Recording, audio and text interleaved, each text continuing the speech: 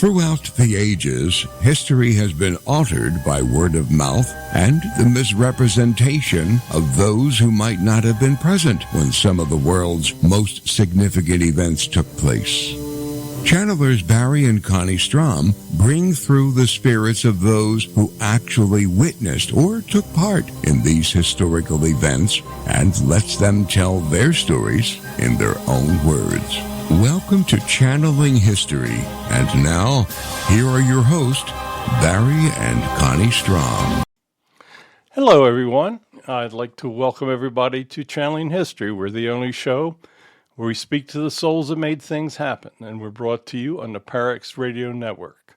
I'm Barry Strohm, your host, and I will bring you the words of our spirit guests tonight. And I'm Connie Strohm, your co-host. Tonight, we will be channeling three comedians, George Burns, Lucille Ball, and Charlie Chaplin. I think you'll be amazed at the complexities of the lives of these individuals that brought so much laughter to so many people. I'll be asking the questions of our guests this evening. All of our shows are available on our YouTube channel in Barry's name, or if you'd like to download them, go to Podomatic.com and just search Channeling History. And we'd really appreciate it if you tell your friends about us so we can continue to grow our audience. Okay, now we always give a small disclaimer because we have no idea what our spirit guests are going to say, especially tonight. So the opinions or statements voiced on our show are the channeled words of the spirits, do not necessarily reflect our opinions, those of the Parax Network, or of our sponsors. Now, when we begin channeling tonight, Connie will ask the questions, and I will answer the questions in the words of the spirits. But before we channel, we always say a prayer of protection. So, Connie, let's say the prayer and begin to channel with our three great comedians. Yes, I'm looking forward to him. God, please grant us your wisdom and protection. Grant us the knowledge that we can handle and keep us safe from all things that will harm us. Keep the messages positive and pure love. Keep us safe from our egos. We ask these things in the light of the seen, the unseen, and the honesty of God. Okay, Connie, let's get started with famous comedian George Burns. George, welcome. Thank you so much for joining us. What was it like during the early days of comedy, back when it was really funny? Well, it might have been funny for those sitting in the audience, but it was hell for us. It was just so much different. When I started, it was vaudeville. The people, if they didn't like you, they certainly would throw tomatoes at you. I started when I was very, very young, just so I could feed myself. It was a very, very difficult time. Everybody was trying to break into it.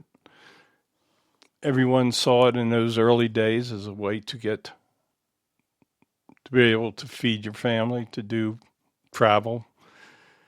Nothing is as it was today, I can tell you that. We would do dance routines, we would tell jokes, we would do anything we could so that the people would enjoy what we were doing. Keep in mind, there was basically no radio. Obviously, there's no television. Movies were just getting started, and they were all silent. Silent movies were a tough place for a comedian that told jokes.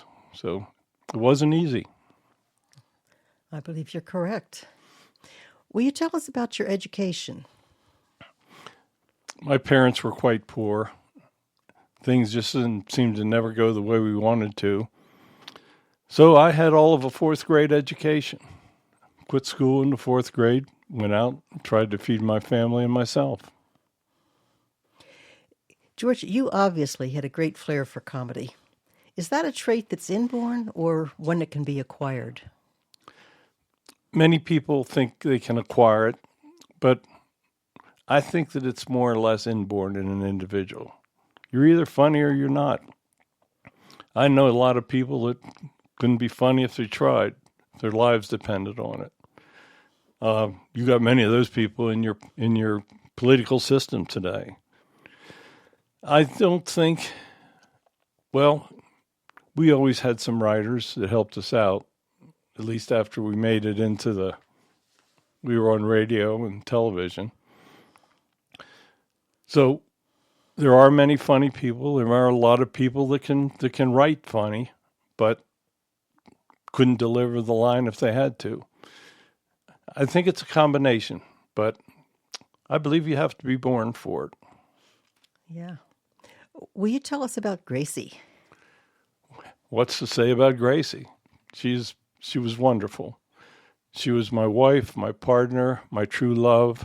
She was everything that I ever wanted in a person. Gracie knew how to hit the lines. She could make, oops, I almost said a bad word. She could make the worst joke, come in, make a couple comments. I know when we were doing vaudeville, I'd tell a joke, nobody'd laugh. She'd open her mouth and everybody would laugh. So finally I realized that maybe I better let her talk more. She's a wonderful person. She's with me over here. We still are together. And my guess is that we'll come back sometime in the future together again. Okay, you had numerous female partners that didn't work out before you met Gracie. What was so special about Gracie that made your relationship such a success? It was her sense of timing. Gracie had it. She grew up into business. She was very, very talented. I mean, people thought of her as a scatterbrain, but it couldn't have been more from the truth. She could come in and make the worst line funny. We immediately knew that what we tried would at least have a possibility. She had an innate ability. She could laugh and people would laugh at her. We knew when we first met that we could feed off one another. That's really important when you got a comedy duo. You need a straight man, you need somebody to deliver the lines, and you need to interchange it. She was just all that I could ask. Everyone I tried to work with before just did not have the sense of timing that she had. Yeah, you two were a varsity team. Was it difficult making the transition from radio to television? Very much. As you know, you can basically do radio in your underwear. Once people get to see you, they add another dimension. They may think that you're funny on radio, but once they get to really see you physically, they may not like you. Or vice versa. Once you get on television, people can see you, maybe they like you. It was a difficult choice for us. We were very, very successful on the radio. We could tell jokes. We didn't have to worry about what we looked like. We could have hand gestures back and forth. We could have written scripts in front of us. Once we went to television, it was much more difficult. But once we truly learned the medium, we actually really enjoyed it. One of your most famous parts was playing God in the movie Oh God. When you crossed over, did you ever see Jesus? And if so, did he mention you playing him in the movie? Keep in mind that I was in my 80s when I did that movie, so I was very close to him at that point anyway. But when I crossed over, I was greeted by my family members. There were angels there. And once I got settled in, I looked, and here comes this guy that looks amazingly like Jesus. And he came up to me, and he started off very seriously. He said, "Why did you think you could play me? Nobody can." And for once in my life, I didn't know what to say. And then he laughed. And I can tell you, when God laughs, you laugh with him, because that is the ultimate audience. He said that I had actually delivered some pretty good messages there. There were a few things that he thought he might change, but it was a little late for that. But generally, he was quite pleased, and it made me feel very, very good. Yes, he does have a sense of humor, as well as being wonderful. It is said that you smoked over 300,000 cigars in your lifetime and still lived to be 100. You obviously had lungs of steel. What would you tell modern cigar smokers? I would tell them that many don't have the same luck that I did. Obviously, they didn't hurt me. Many, many people die of lung cancer. And I don't think that there's anything wrong if you went to smoke a cigar, one a day, do it in extreme moderation. I pushed the envelope. I know that I was quite lucky that it didn't have a permanent effect on me. But the other side of the coin is we're all going to die sometimes anyway, and you might as well go out in a cloud of smoke, as they say. But I would suggest moderation. Thank you. What do you see as the future of comedy in today's woke generation? I will tell you this. These woke jerks are a lot to joke about. The sad part is that they're gaining so much in strength.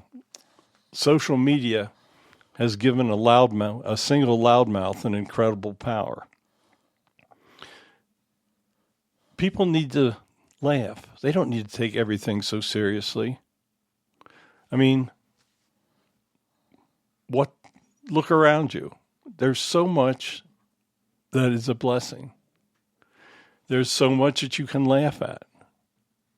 There's so much that's serious that people can't laugh at. The little humor is a great thing. It seems like these people are trying to take away all the humor in the world. I mean, why would you pick on somebody for saying a man and a woman? It's, as we watch over here, if we had heads, we'd be shaking them. Woke is not woke.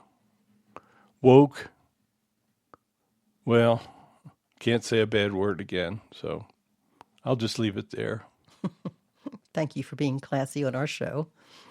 What was it like to know Jack Benny? Jack was an incredible individual. He was funny.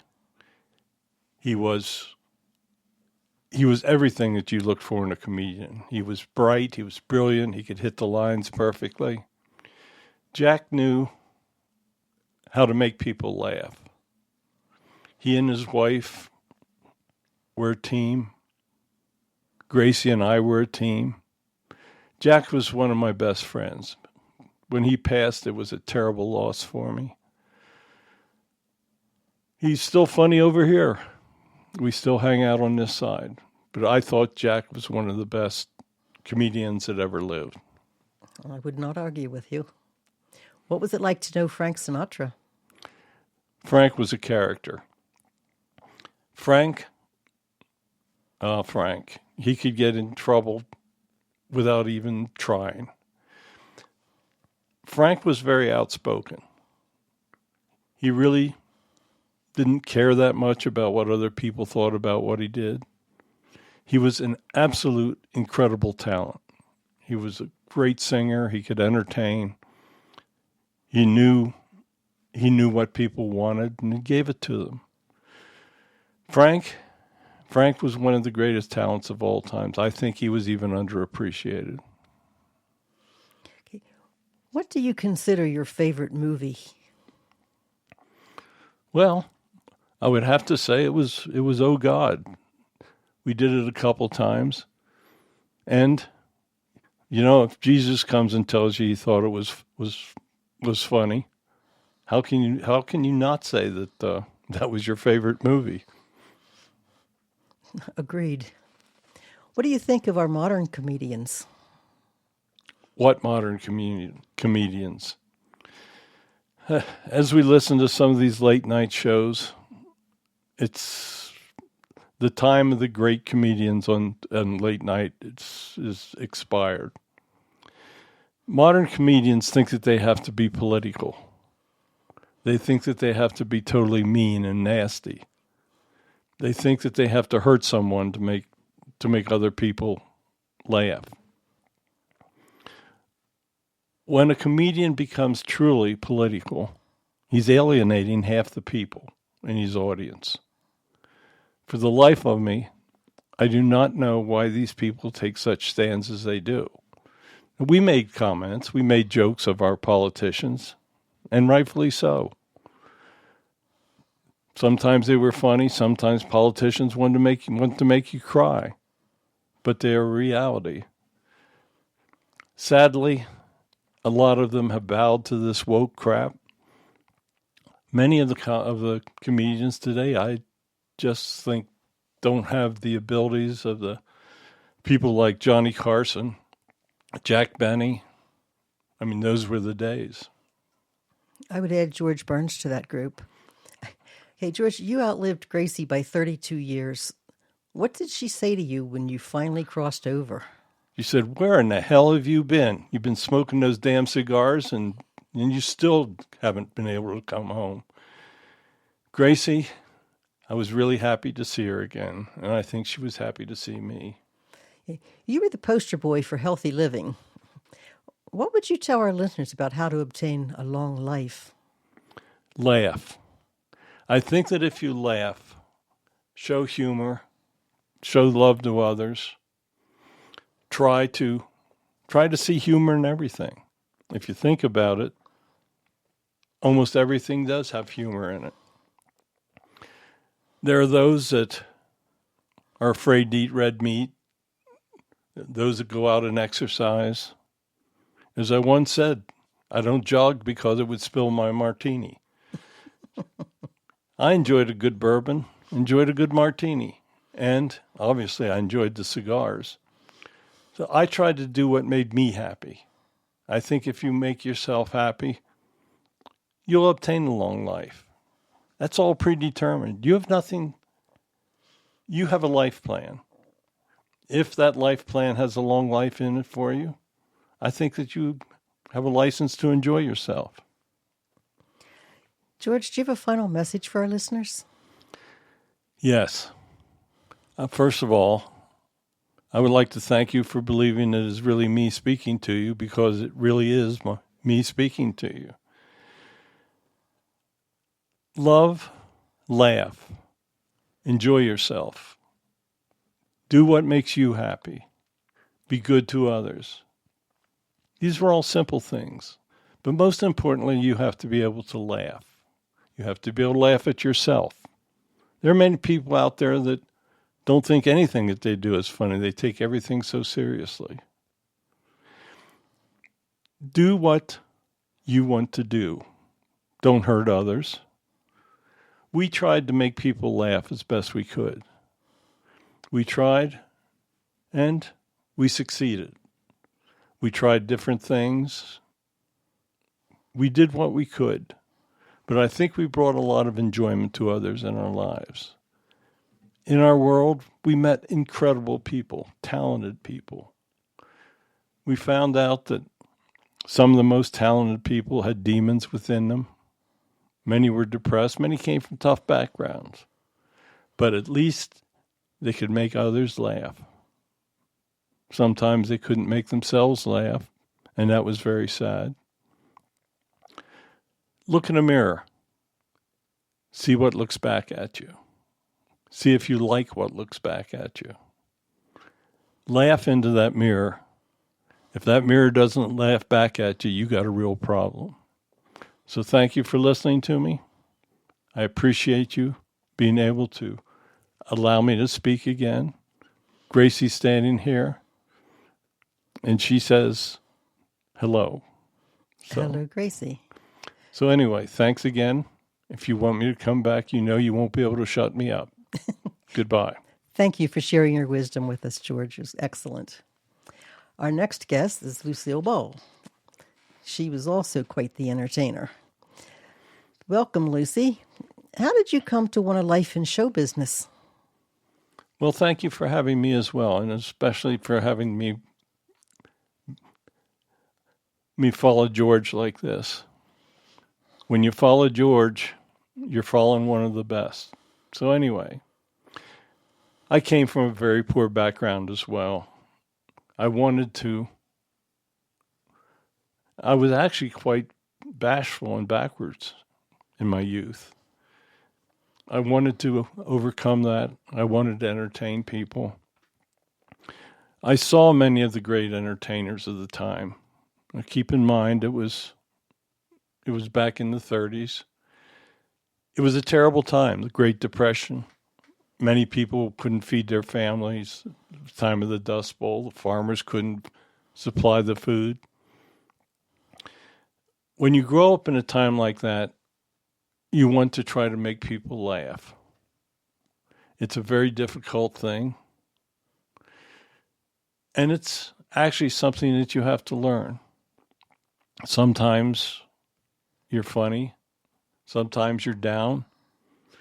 One thing about being a comedian, you always have to try to be funny. If you're depressed, you have to hide it. If you are not feeling well, you have to hide it. I wanted to make other people laugh. I also wanted to be able to feed my family. I thought that show business would be a logical place for me. How did you like drama school? I hated it. Those asses told me that I would never make it, that I didn't have what it takes. Of course, I must admit Betty Davis was in my class in school, and she got all the attention. It was very depressing. When I went to the first drama school, I was just very depressed by what they were telling me. But I did not let it get me down. I came back, I worked at it, and I eventually, I think, was fairly successful. I think you're correct. And thank you for hanging in there. Will you tell us about your early acting career? I tried to get acting jobs. I tried to do many things. I was fairly attractive, so I finally did get a modeling job, and that was how I paid the bills for a while. I tried to apply for jobs. I tried singing, I tried dancing.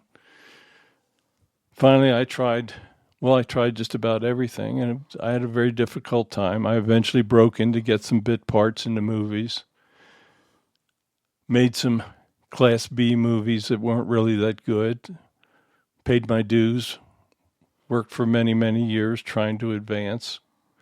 Finally got a couple better parts, and I was asked to try to do this comedy show on television, and that really was what did it.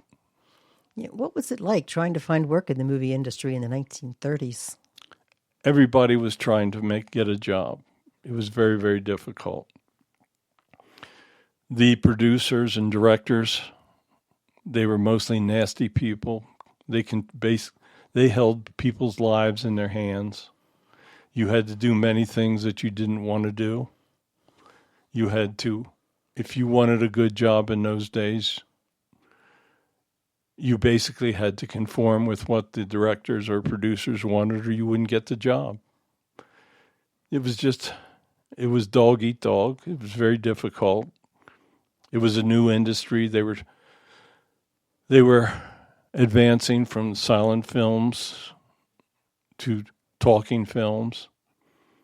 It was just very dog eat dog time.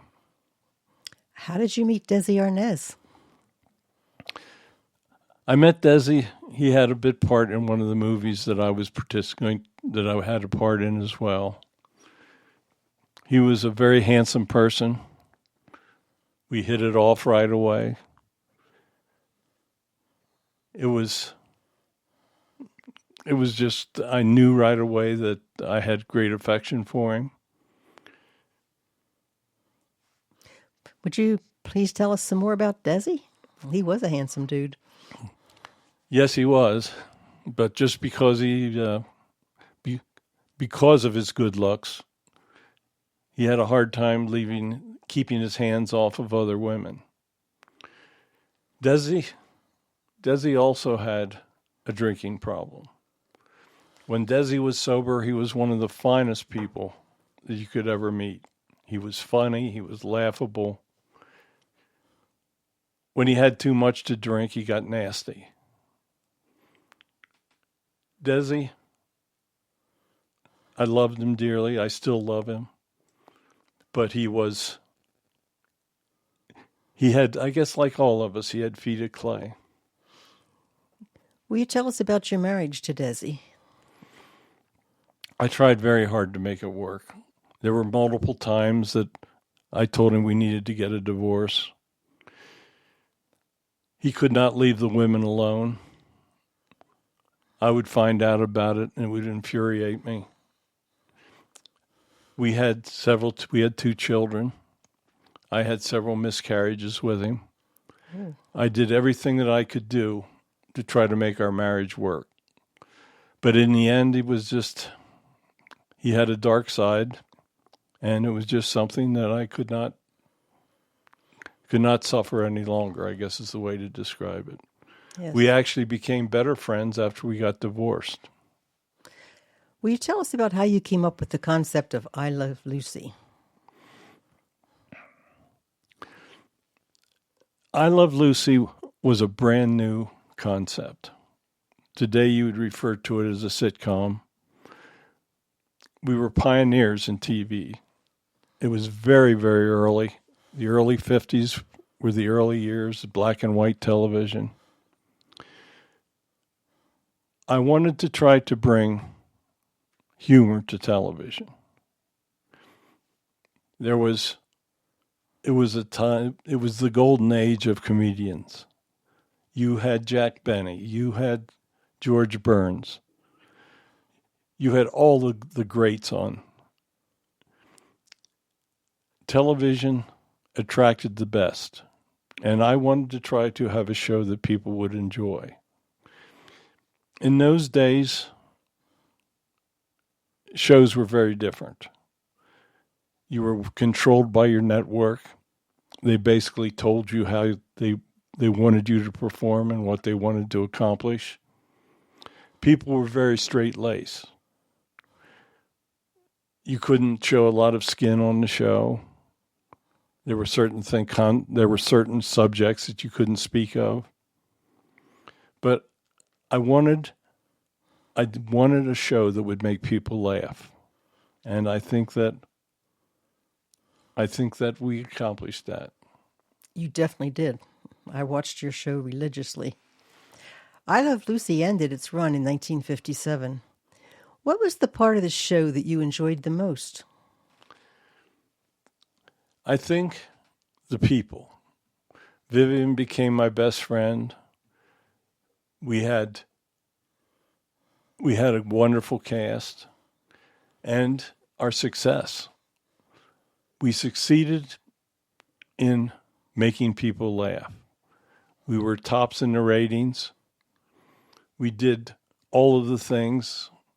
We tried to come up with unique concepts. We just simply had a show that people can still watch today and laugh at. That is true. As you were saying, in those days, morals and sexuality were very different. Tell us about when you became pregnant and wrote the pregnancy into the show script. In those days, that was an absolute no-no. We were not even allowed to use the word pregnancy. It had to be referred to as expecting. Desi would say spectin and everybody would laugh. He thought it was funny, but when you're carrying a baby live on television,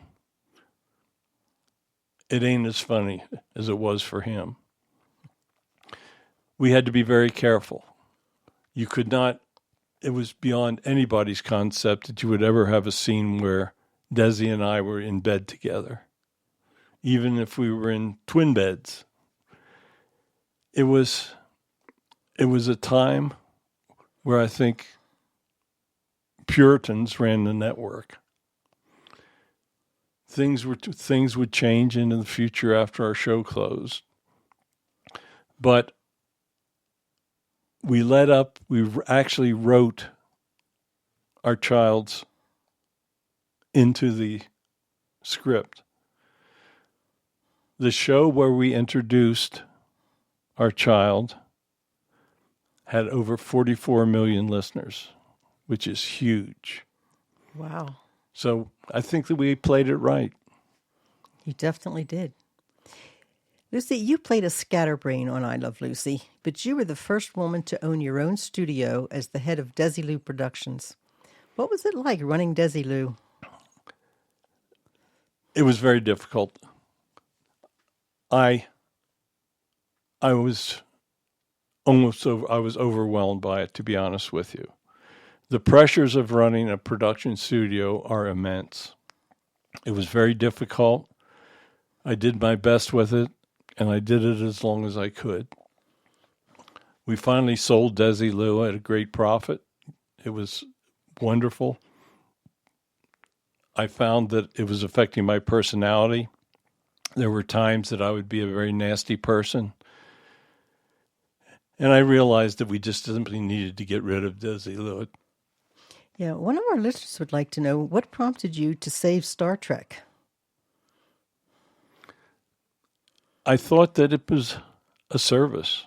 I felt that it was something for the future. I thought that many people loved Star Trek, and I just simply thought that it was something that should be preserved that people could continue to enjoy. Okay, why did you end up deciding to go ahead and divorce Desi? He was having affairs. He was drinking more and more. He was getting nastier, and I just simply could not put up with it. I had to protect our children from seeing it. So I just simply reached a point that we had to do it. Okay, yeah, you were married for 20 years. Why did you stay in a relationship so long? Because obviously you were dealing with a lot of negativity for a long time. Believe it or not, I'm pretty much of an old-fashioned girl. I believed in marriage. I still believe in marriage. I wanted to make it work.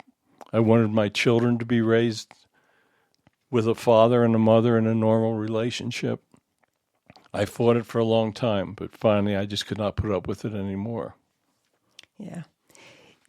During the war, did you really discover an underground Japanese radio signal by picking it up on the signal on fillings in your teeth? No. I made that story up, but I'm glad you fell for it. Oh, yeah, I'm very bad that way. Were you ever a communist? No. No, I believed that governments could do a far better job of caring for its people. I believed in social programs. I believed in trying to help others. Keep in mind that during the 30s, communism was very prominent in the United States. There was the Communist Party. There were many, many communists. They had conventions. I knew many people that were communists, and there were many communists in Hollywood. It seemed like it was a very popular thing. There was a time that a friend of mine even had a communist meeting in my home. I didn't really know that he was doing it. But no, I always believed in the United States, and I still do. Thank you. What was it like to know Bob Hope? Bob was incredible. He did have a few faults.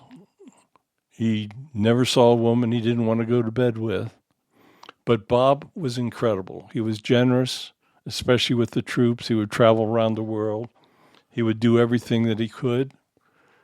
He would try to help those that needed help. Bob was truly a wonderful person.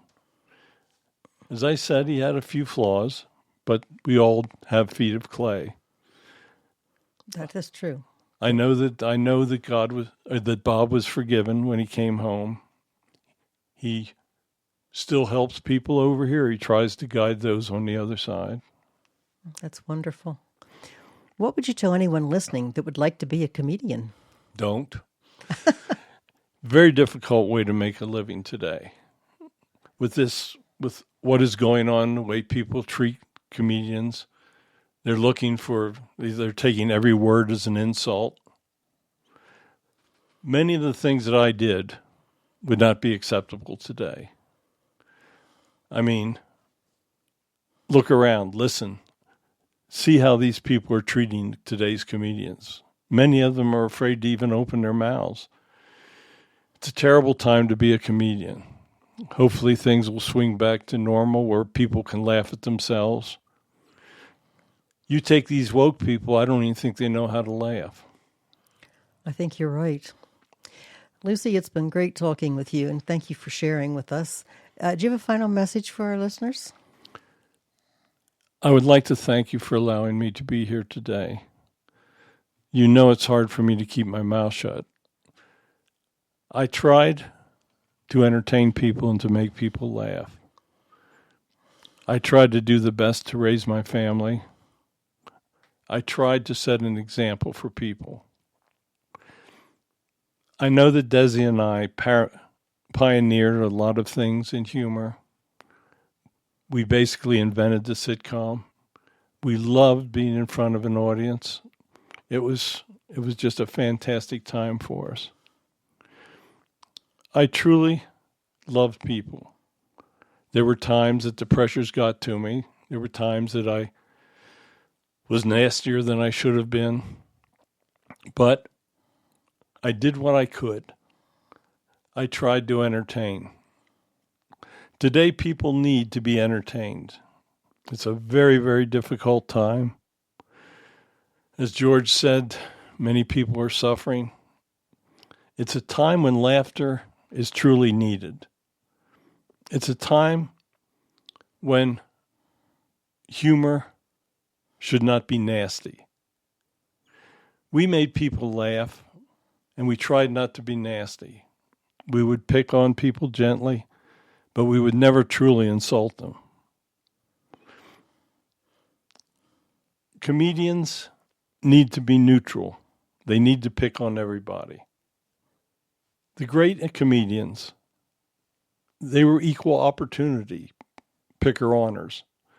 They did what they wanted to do to make people laugh. Everyone should laugh more. I know that you still look back on some of my old shows and you still laugh at them. I think that's a wonderful thing. I may come back again sometime, but I don't think I'm going to be a comedian. It's a very, very difficult lifestyle. So thank you for allowing me to speak today. Goodbye. Thank you, Lucy, and thank you for being a comedian in your past life because you made a lot of us really happy. It's good for our blood pressure. Our next guest is Charlie Chaplin. Welcome, Charlie. Hello, Connie. How are you? I'm doing just fine. As a child, you grew up in poverty and were sent to an orphanage on 2 occasions. How do you think that affected the themes of your movies? I had a very, very difficult early life. It was incredibly depressing to be in the British workhouses, the orphanages. There were times my family just couldn't support us. So I knew what the other side of laughter was. I knew what depression was. I knew true loneliness. What I wanted to do was entertain. I thought that people needed to laugh. Now keep in mind that it was very early in the history of entertainment. It was a time where movies were silent. It wasn't a time where you went in and watched a 3-hour movie. The movies were very short. Many of them were single reels. it was a very, very different time. The 20s were referred to as the Roaring Twenties. The Depression came on in 29.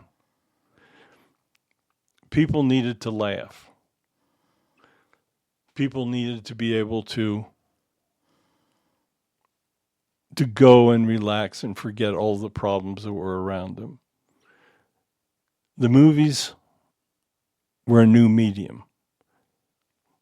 They were fairly priced. Everyone could afford to go to them. They were really a novelty at the time. It was a very, very interesting time, and I think that we did a pretty good job of making people laugh.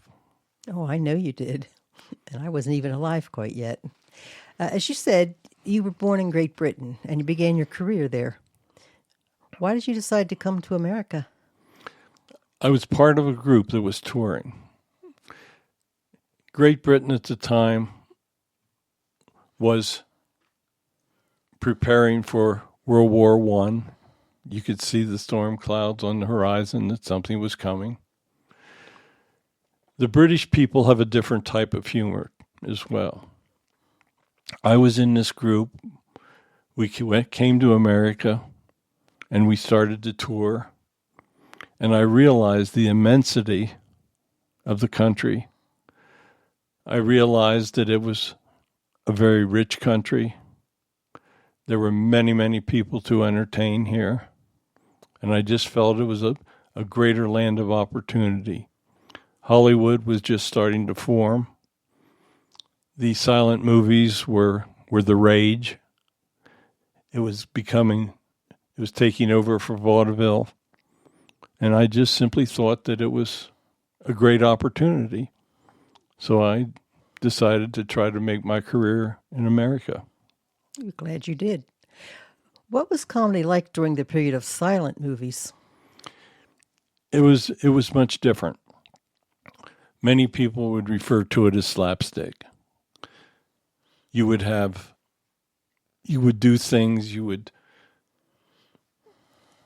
there were many, many ways to make people laugh with mock violence. It might be that they would trip, that they would fall in a funny way. But when you cannot speak, your physical motions have got to tell the story. If you look at the early movies, you will see that all of the motions were exaggerated. There would be subtitles to the movies, and that was how you could get your verbal message across. But there was no way that you could deliver a message with any type of emotion. So what it came down to is really what the people were watching. Vaudeville was still active during this period. And if you look at some of the vaudeville acts, there was much slapstick in that as well. I think most of the comedy of that early period would not be appropriate today. But when you look at it, you can see the humor in it. Okay, Charlie, we have a question from one of our listeners for you. Who were some of your favorite silent stars? Oh, silent stars. I liked the Stooges. I thought they were spectacular. I actually tried to emulate some of the things that they did. I would think that they would be my favorite. Okay, and we have another question from our chat room. Did you do all of your own stunts? I did the vast majority of them, yes. In those days, there really weren't stuntmen available for you. So I did most of that. I was lucky that I was quite athletic. And it was very common that you did all of your own stunts in those days. Will you describe Hollywood to us back during the days of the silent movies? Hollywood was in its infancy. Great wealth was being made in Hollywood at the time. It was at the threshold of the entertainment industry. Movies were thought to be the up and coming entertainment of the future. The individuals that started the first production studios were incredibly wealthy. Even though movies were relatively inexpensive, everyone was rushing to see this new medium. There were basically no rules. The moguls that were in charge of the studios could do basically what they wanted to do. They could control who was in the movies, what they did. Hollywood, it was a very interesting place. How did the advent of sound affect your style of movie production? I was very slow to adapt to sound. I actually made silence a little longer than I should have. Sound brought a whole new quality. Believe it or not, many of the stars of silent films had terrible voices. Once you had added sound to their acting, nobody wanted them anymore. So a whole new group of actors and actresses came in. Sound changed everything. Okay, will you tell us about the movie character that you developed, the Tramp? The Tramp was meant to bring many different emotions to many different people. He had baggy pants, wore a big bowler hat, had a little mustache, which I must admit I think maybe Hitler even copied that mustache. But the Tramp was to bring hope. He always came out on top. The movie would generally end with him walking into the sunset. He would be put in terrible situations, but he would be able to come through. The Tramp was somebody that I think people associated with as themselves. So why do you think the Tramp had a worldwide impact? That's pretty big. The world needed somebody to laugh at. The individuals associated with the Tramp. He would be picked upon, beat upon, but he would come through. And I think that's what basically most of the people were trying to do at that time. You began to incorporate political messages into your films. Why did you change? I saw what was taking place in the world, and I was very upset by it. I did not think that the United States was acting fast enough. I could see that there were going to be major problems. I saw that Hitler was a dictator. I made a film that basically mocked him. There were many communists in the country. I thought there was even a possibility that communism could take over the United States. When Hitler attacked the Soviet Union, we became an ally of Russia.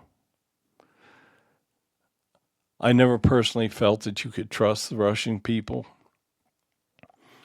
I just thought that enough wasn't being done. At that point in my life, I had become independently wealthy, and I felt that I could say what I wished to say. And I did, and it hurt my career. Did you have any communist ties? We all knew communists. There were many people with communist ties in the movie industry. So to say that you did not know communism, you would be lying. I personally did not ever become a communist. I thought that people needed help. I thought it's similar to what Karl Marx wrote. I thought he had some good things. I thought there should be social packages, so people started to think of me as a communist. You described yourself as an anarchist. Why did you assume such a political outlook? I thought that people should have total freedom. I saw that the freedoms were being taken away. I saw that people weren't paying attention to the Constitution, the laws.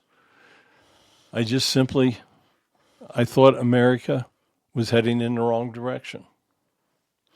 Okay, you were a British citizen. Why didn't you ever seek American citizenship? I always thought that there were flaws in the way that the democracy in the United States was being practiced. I never really wanted to give up my British citizenship, even though I had made my fortune in the country.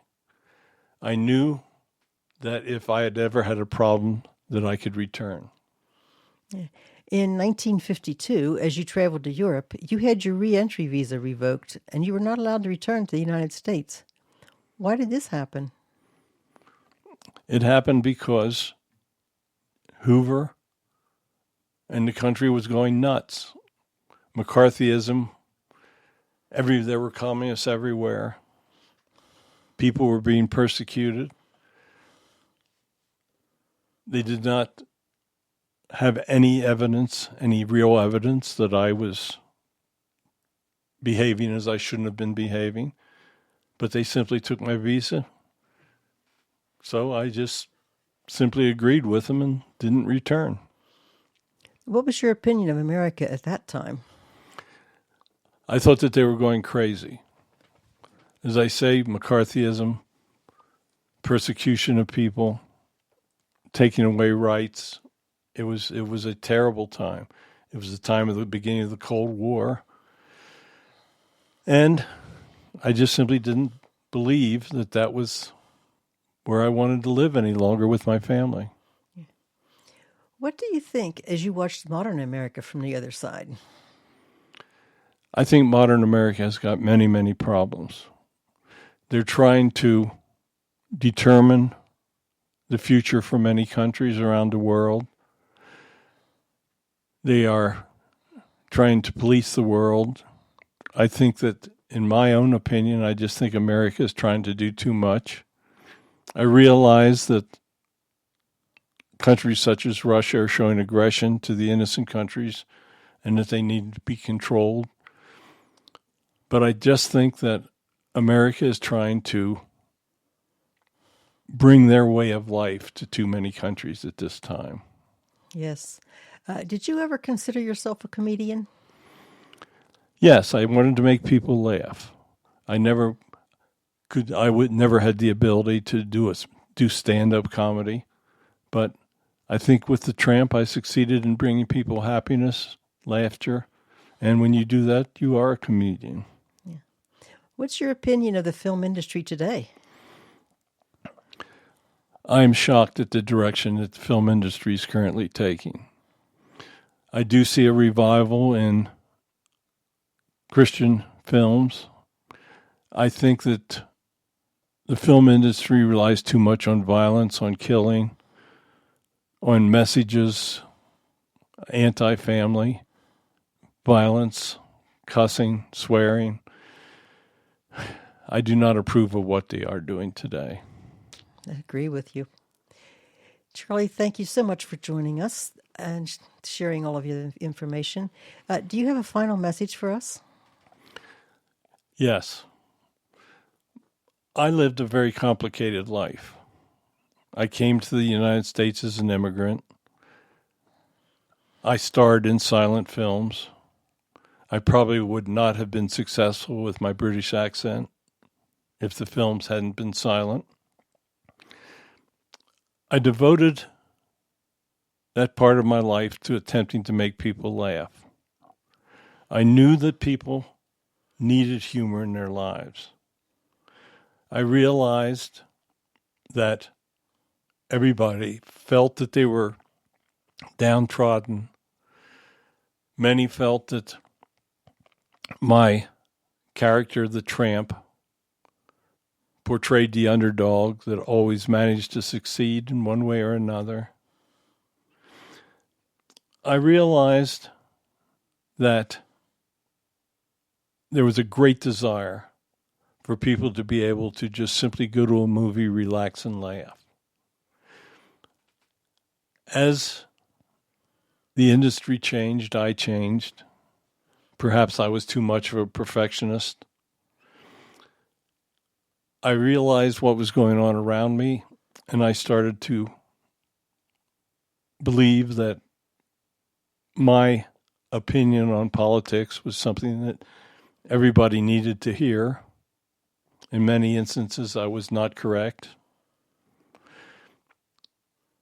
My movies turned away from making people laugh, and I had to rely on other stars and other actors to do that.